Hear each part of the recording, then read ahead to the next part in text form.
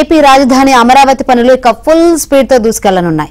ఆగిపోయిన పనులను వెంటనే పునరుద్ధరించేందుకు కూటమి ప్రభుత్వం ఆమోదం తెలిపింది. మొత్తం 20 పనులకు ఇటీవల సిఆర్డీ అథారిటీ మీటింగ్ ఆమోదం తెలిపింది. దీనిపై కాసేపటి క్రితమే ఏపీ ప్రభుత్వం ఆమోదం తెలుపుతూ జీవో జారీ చేసింది. రాజధానిలో అసంపూర్తిగా ఉన్న 20 పనులకు మొత్తం 11,467 కోట్ల రూపాయలకు ప్రభుత్వం పరిపాలన ఆమోదం తెలిపింది.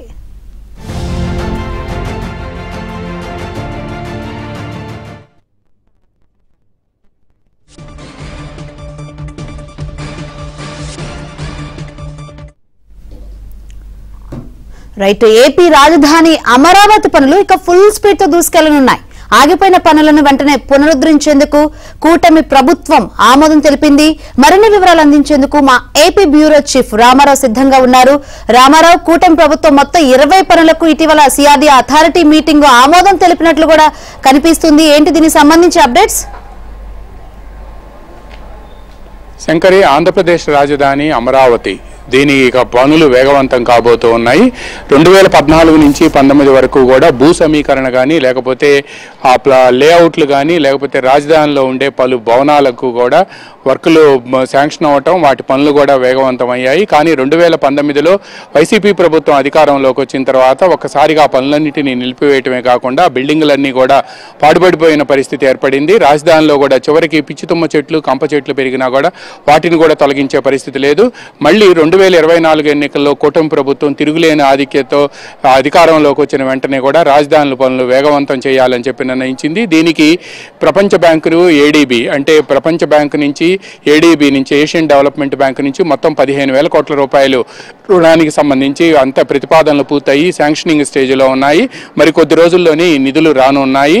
అయితే ఈ నేపథ్యంలోనే గతంలో ఏవైతే టెండర్లు పిలిచారో ఆ పిలిచిన టెండర్లన్నింటినీ కూడా రద్దు చేసి, ఎందుకంటే ఆ టెండర్ల కాలపరిమితి పూర్తవడంతో ఆ టెండర్లన్నింటినీ కూడా రద్దు చేసి మళ్ళా ఫ్రెష్ టెండర్లు పిలవాలి అని చెప్పి సిఆర్డీ అథారిటీ నిర్ణయించింది.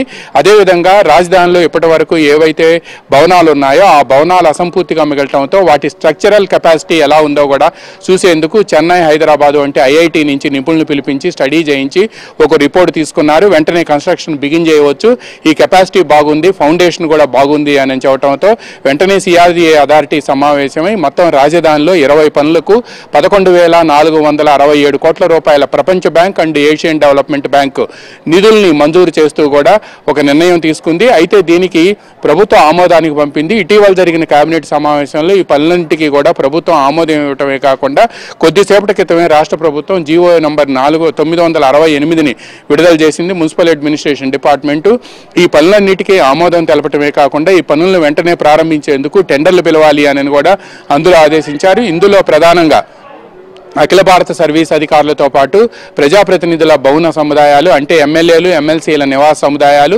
అఖిల భారత సర్వీస్ ఐఏఎస్, ఐపీఎస్, అదేవిధంగా ఐఎఫ్ఎస్ అధికారులకు సంబంధించిన భవన సముదాయాల నిర్మాణం, 4th క్లాస్ ఎంప్లాయీస్కి సంబంధించిన భవన సముదాయాలు కూడా అసంపూర్తిగా అంటే 70 to 80% పనులు పూర్తయిపోయి మిగతా 30% పనుల కోసం ఎదురు చూస్తున్నాయి. వీటిని కంప్లీషన్ చేయడంతో పాటు రాజధానిలో బేసిక్గా 29 గ్రామాల్లో దాదాపుగా 35,663 ఎకరాలు ఇచ్చిన రైతులు భూ సమీకరణ కింద కూడా రైతులు ఇచ్చారు. ఇవన్నీ 29 గ్రామాలకు సంబంధించి 29,000 మంది రైతులు ఈ భూములు ఇచ్చారు. ఈ భూములన్నిటికీ కూడా రాజధాని రైతులకి రిటర్నబుల్ ప్లాట్స్ అంటే వాళ్ళు భూమి ఇచ్చారు కాబట్టి, వాళ్ళ వ్యవసాయం చేసుకునే భూమి ఇచ్చారు కాబట్టి వాళ్ళకి సిఆర్డీఏ రిటర్నబుల్ ప్లాట్స్ ఇచ్చింది.